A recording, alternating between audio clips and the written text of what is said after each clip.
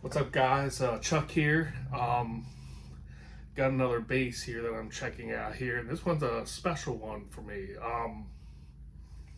Back like fall last year, I was considering getting some a custom bass done, and I was looking around, deciding what I was possibly who I was going to go with and have actually build this bass.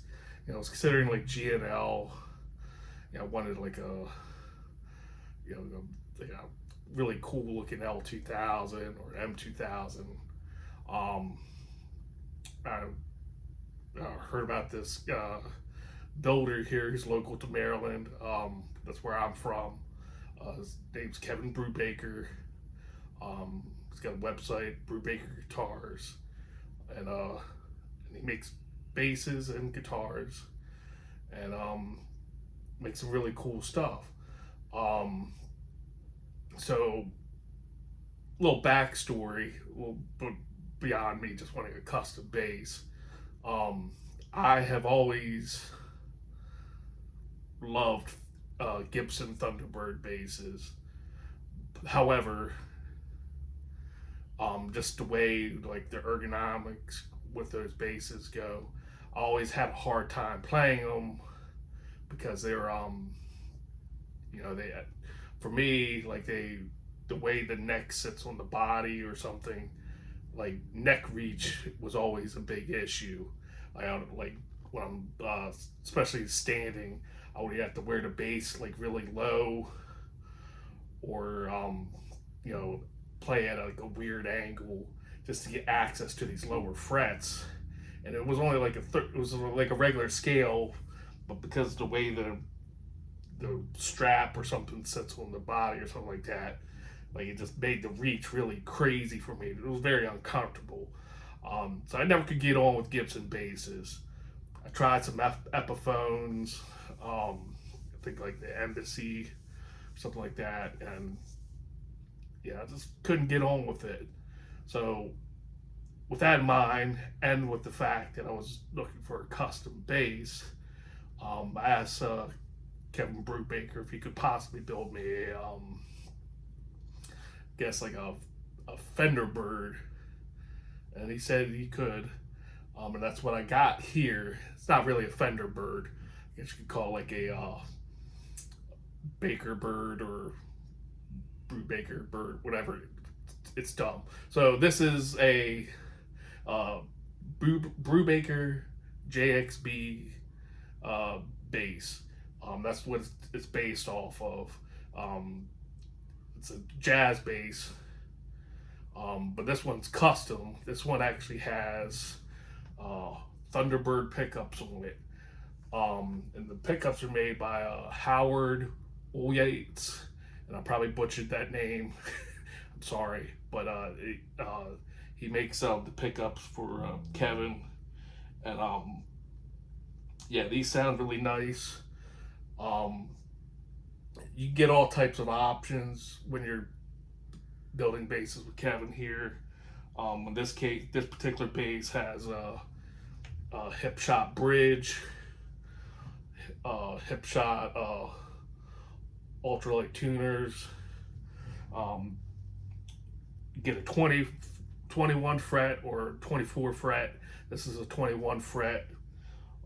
Ebony fingerboard, mother of pearl block inlays. That's all the custom stuff. You can get like all different types of neck woods and dot inlays and lumen, whatever you can think of, you probably can get done there. The neck is a jazz profile neck, very thin, very fast neck. Satin finish on the back, very smooth, feels very good. So a couple interesting things about the bass here. So in the back here, 6-bolt neck attachment. This design here, this is what they call a bolt through But what that really means is, like, if you look at this here, there's no like cutout for where the heel is, so you can actually get access to the higher frets here. There's no joint where the heel is, so it's almost like a neck through bass, but goes all the way. It's a bolt on, so that's nice. Something in the future, but in the future, I kind of wish I would have sprung a little bit more and got like a flame maple neck, but it is what it is. But the fact that it's bolt on, I can actually do that in the future if I wanted to. In the back here, magnetic battery door kind of pops off here. That will come into play later when we talk about the preamp, which is another cool feature for that. Other than that, it's a standard jazz style bass. Candy apple red, metallic finish. Carbon fiber pick guard. And yeah, so the interesting thing about this preamp thing, and I'm gonna do that part kind of fast. I might do a more detailed thing for each preamp later. But so this is the passive preamp in there right now. You can get these modules. That's what this is right here. This is the Darkglass module. I'll put that in later to check out this one. You can basically change your preamps on the fly here. So it's got the I have the screws off. So when you're ideally, this is a magnet that's holding this in place, and it's pretty secure. It's not going to fly out, but it is recommended to kind of keep the screws in for like gigs and stuff. For right now, I have the screws out because I want to be swapping the preamps. So let's hear how the passive system works. This is everything fully on, both pickups.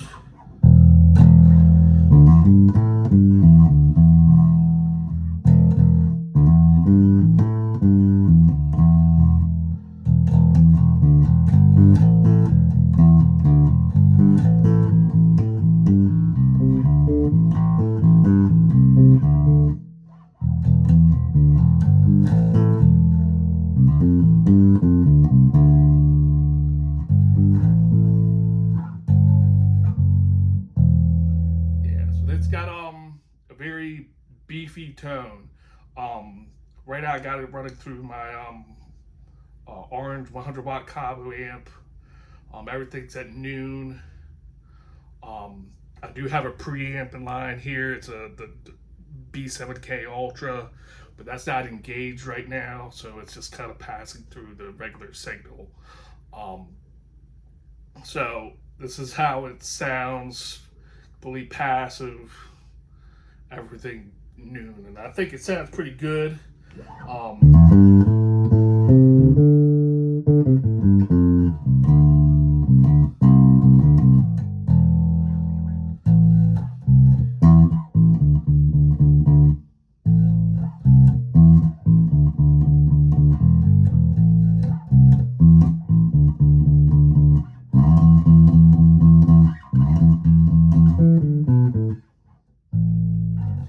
So it sounds really good. Get a nice thick Gibson tone to it. Let's take the bridge pickup out of line. Tone still full on.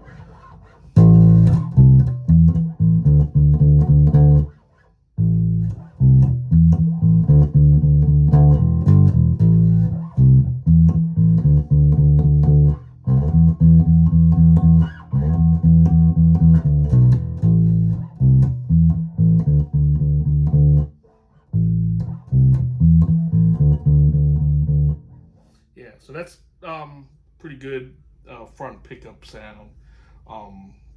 Little not gonna be a precision bass, but you get kind of like a similar vibe. This back pickup here. Yeah,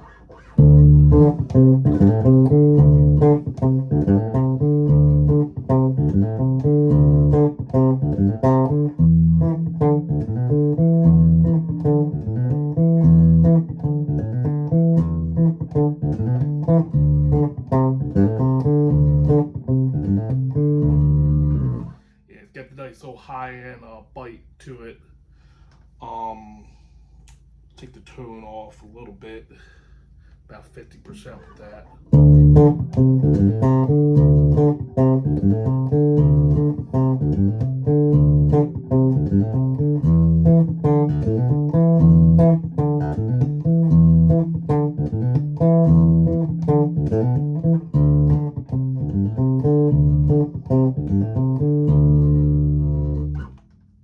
Turn all the way off.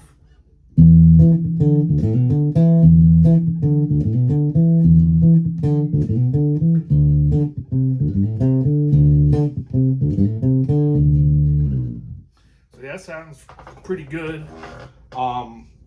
So I wouldn't use a back pickup very often on a bass like this. Having both pickups on, let's take the tone to like 50%.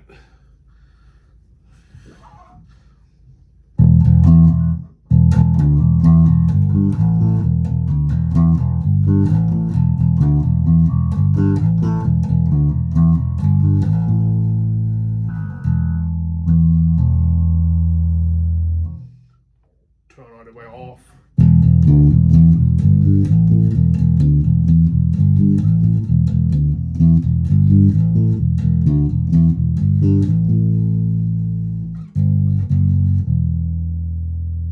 Yeah, that's really monstrous tone there. Let's just do the front pickup with the tone 50%. Forgot to do that one.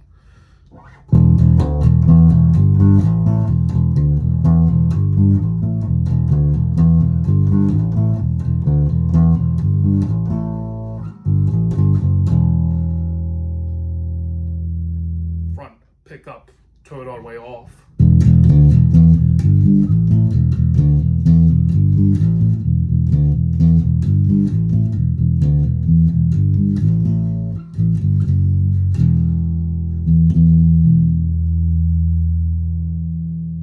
So that's really meaty tone. If I engage the preamp here, my Darkglass here adds a little more punch to it. Very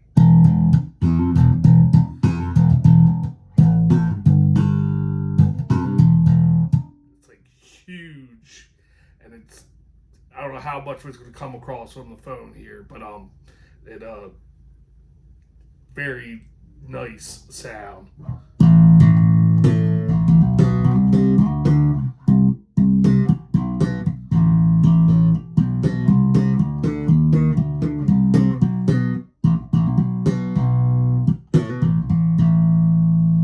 Wow, like that's really tight. So I'm going to shut off that preamp again. So now we're going to swap the preamp on the bass. So I'm going to pull this out. You can do this on the fly, but you will get a little pop when you pop this new preamp in.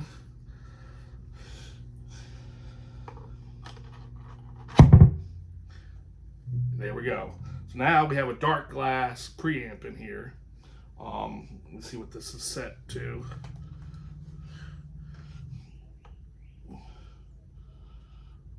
Make sure everything's nooned out here. All right, so the controls for this particular preamp. This is a volume blend with a center detent for both pickups. To my understanding, this is the mid knob, bass, and treble. Now I think Darkglass considers them low, mid, and high mid. If that's, I believe that's how they could characterize it, but bass or trebles would be just fine. So this is what it sounds like everything noon centered.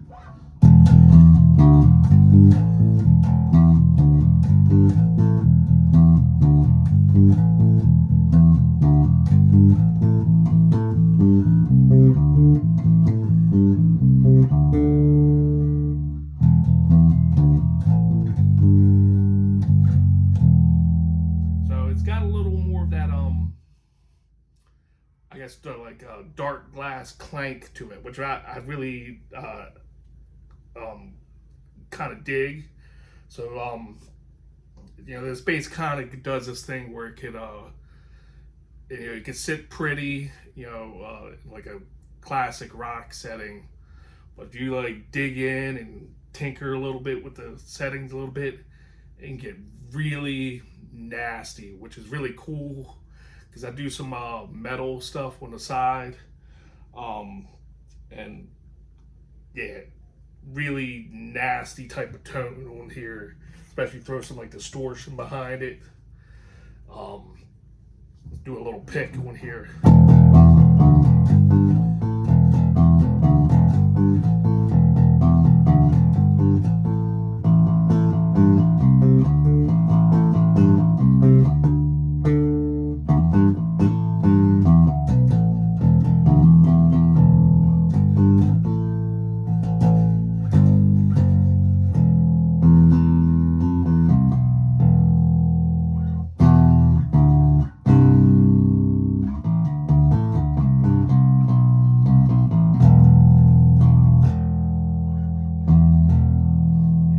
That's everything centered. I'm not going to go through every single setting on the Darkglass thing, but so we're give the bass a little boost on here.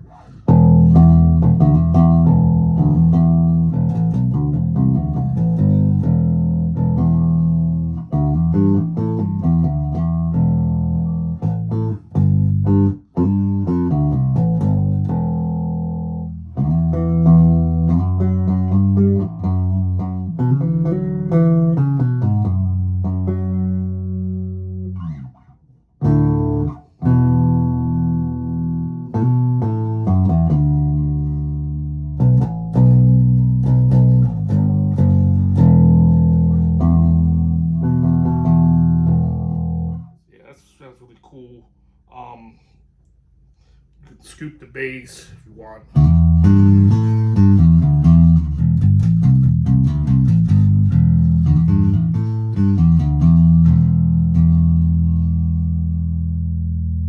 Take that back, centered. Let's boost the mid a little bit.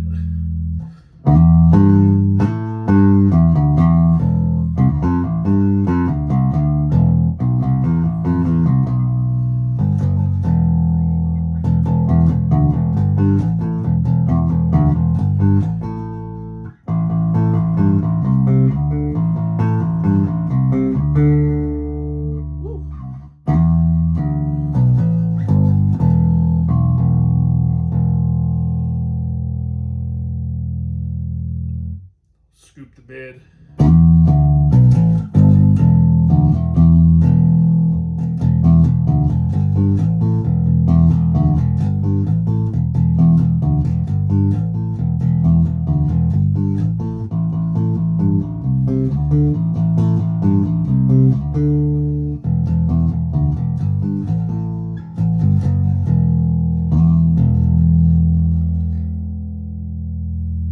Yeah, that sounds really cool. And then if you want to screw with the treble a little bit, actually had it reversed. So the top pickup is the treble. This bottom one's the bass. So let's do the other one the right way. Boost the bass.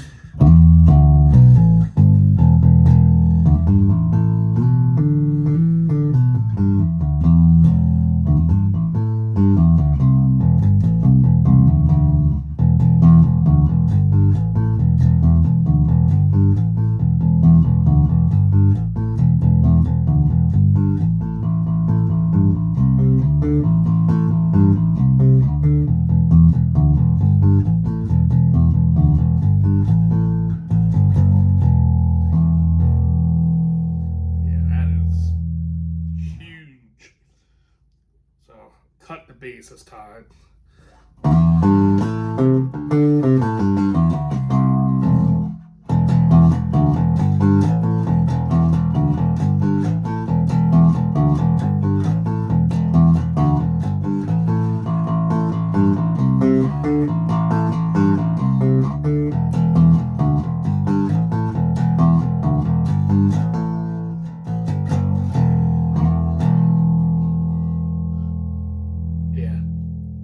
Even like that, it sounds like really good. Like you could use it for something. Yeah, so this got a really with the preamp system that they got here, it's really cool. I had a choice between different preamps, so you could get they had a John East preamp, an Aguilar, Bartolini, and I'm sure they have maybe some other ones too. You can get those, with a passive and a active one. Kevin was nice enough to toss this in with me. I had a choice between a hard shell case or a gig bag. I elected for the gig bag in this instance. Very premium gig bag. It's not like a cheap one. Like it's practically a case. It's just easier for me to keep those around. I don't have a lot of space for bass cases. So very cool bass.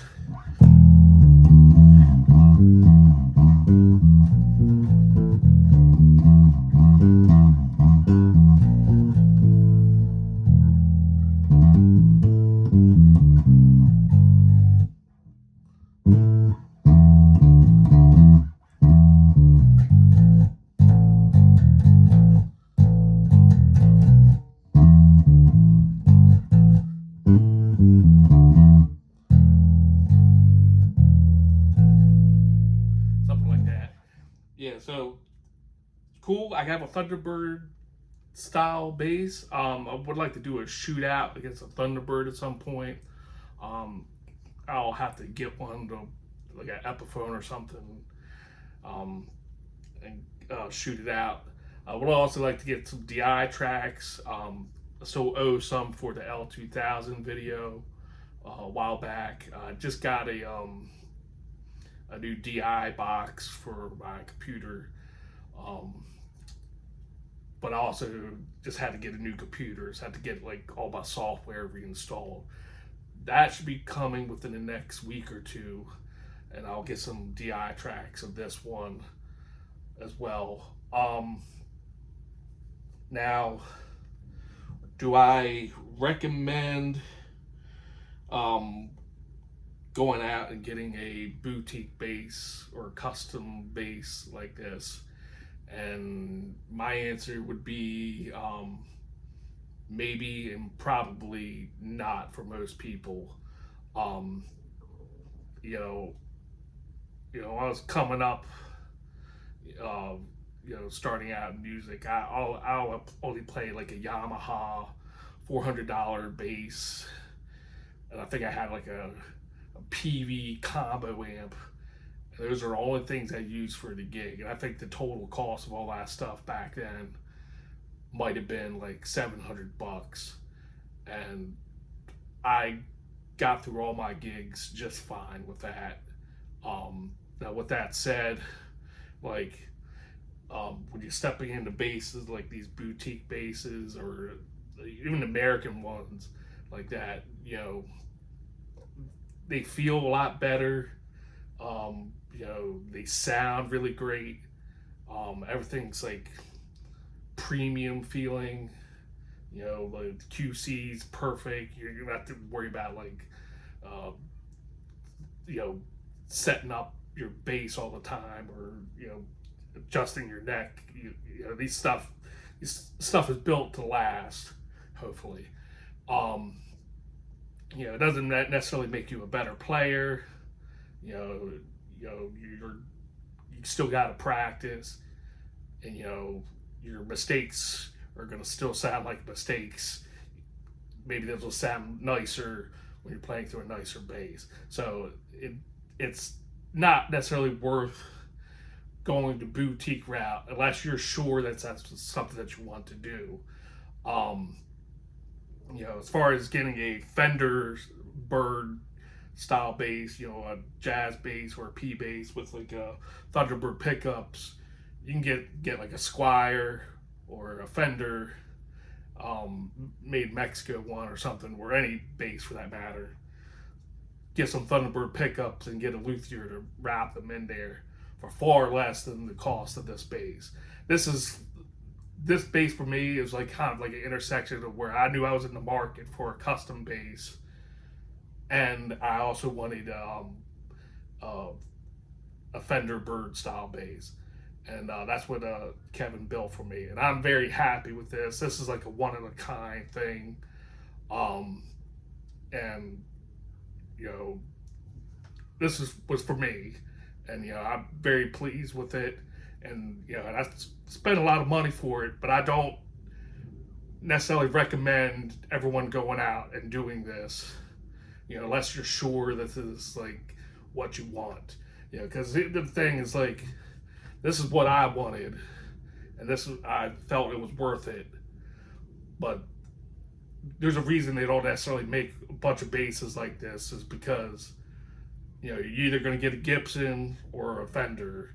I don't know what the market would look like for a bass with Thunderbird pickups on it. Like, I'm presuming it's not that high. Maybe I'm wrong, but maybe there's a hidden potential there. Now, with that said, if you are in a custom market, bass or boutique market for bass, this is a great bass. Kevin Brubaker can build a lot of you have lots of different options here. Get different types of bridges. They have the Ray Ross bridge, you name it, tuners, neck styles, body types. Check out his website. I also wanted to point this out too, is so the normal JXB bass is has the jazz pickups in here, also made by Ulyates pickups. I'm looking at Chuck Levin's here. It's a local music store in DC here that they sell online. They got 3 of these JXB standard basses. That's basically this bass with the jazz pickups in it. They come with a passive preamp by default, and all 3 of them have cases, and they are $2,500. They're display models. So when you live in a world like right now, you have like, the Fender American Ultras, they're like $2,200 brand new. You got like the Music Mans, they're worth like $2,600, $2,700. You got like Spectre selling European basses for like $3,000. At the high-end bass market, like the prices are kind of crazy. So when you're looking at something like a $2,500 JXB bass by Kevin Brubaker, that these stuff they're handmade. The preamp system in particular, you can buy those basses off of there and you get another preamp and slap them in, or get yourself multiple like Pokemon. You can catch them all. You can get yourself a Darkglass, Aguilar. You got them all. You can swap them out and change your bass sound as you needed. That looks like I think that's a pretty enticing deal. They're very reasonable. Directly from the website, his basses are, I think it was like $2,900. Very, very reasonable. That's right in line with a Spectre. But these are handmade U.S. bases. It's a local builder. I'm very pleased with mine. I highly recommend it. I'll leave a link to the Chuck Levins and the Kevin Brubaker's website. Check it out. If you have any questions, let me know. I'll see you on the next video. Later.